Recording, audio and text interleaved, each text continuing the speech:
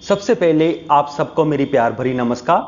आज हम बात करेंगे चुआंग सू के बारे में। ओशो जी ने बताया चुआंग जू का इनलाइटनमेंट पाने का तरीका। तो ओशो जी कहते हैं कि जो चुआंग सू थे वो कहते थे कि इनलाइटनमेंट को पाने के लिए हमें सिर्फ अंडरस्टैंड करना है, मतलब हमने सिर्फ सच्चाई को देखना है। जो हमारे आसपास जो भी हो रहा है उसे गहराई से समझना है।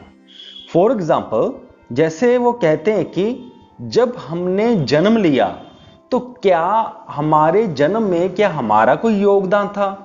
क्या हमने कुछ ऐसा किया था जिसकी मदद से हमारा जन्म हुआ? ऑब्वियसली हमने कुछ नहीं किया, हमारा जन्म हो गया अपने आप।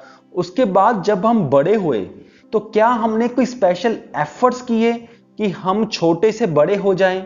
नहीं किए। ऑब्वियसली हमने कोई एफर्ट्स नहीं किए और हम बड़े हो गए।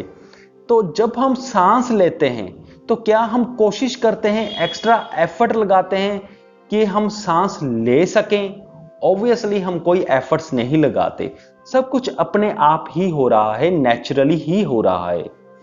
तो चुआंग सू कहते हैं कि हमें करना कुछ नहीं है, बस नेचुरल ही हो जाना है। कुछ भी इंप्रूव करने की जरूरत नहीं है। हमने करना क्या है, जितना ज्यादा हो सके नेचुरल हो जाना है। अगर हम देखें अपने आसपास सारी चीजों को, क्या हम एक गुलाब का फूल है, क्या हम एफर्ट करके उसे और सुंदर बनाने की कोई जरूरत है? ऑब्वियसली नहीं है, क्योंकि जो गुलाब का फूल है वो ऐसे ही बहुत सुंदर है। अगर जो हमारे आसपास नदियां हैं, पहाड़ हैं, वृक्ष हैं, जानवर हैं, सारे अपने आप में बहुत खुश हैं, अपने आप में पूरे काम हैं, इनमें कोई प्रॉब्लम नहीं है। अगर हम किसी सपोज करो रैबिट को या खरगोश को, क्या हम कुछ और बेहतर बना सकते हैं? बिल्कुल नहीं बना सकते। वो तो अपने आप में ही बहुत सुंदर है और अच्छा जीवन व्यतीत कर रहा है। जो सारी प्रॉब्लम है वो सिर्फ हम इंसानों को ही सारी प्रॉब्लम है और किसी को कोई प्रॉब्लम नहीं है। तो हमने करना क्या है, अपने आप को नेचुरल बनाना है जितना हो सके। अपनी जिंदगी को फ्लो करने देना है, जहां भी वो जाती है उसको अपने आप फ्लो करने देना है। हमें बन जाना है एक सफेद बादल की तरह, जो हवाएं जैसे और जिधर उसको लेकर जाना चाहें और हम वहां पे चले जाएं। हमें एक बादल की तरह बन जाना है, ऐसा चुआंग सू कह रहे हैं। तो चुआंग सू कहते हैं जो नेचर है ये सबसे ग्रेट चीज है। तो वो अपनी भाषा में नेचर को कहते हैं ताओ, TAO, ताओ।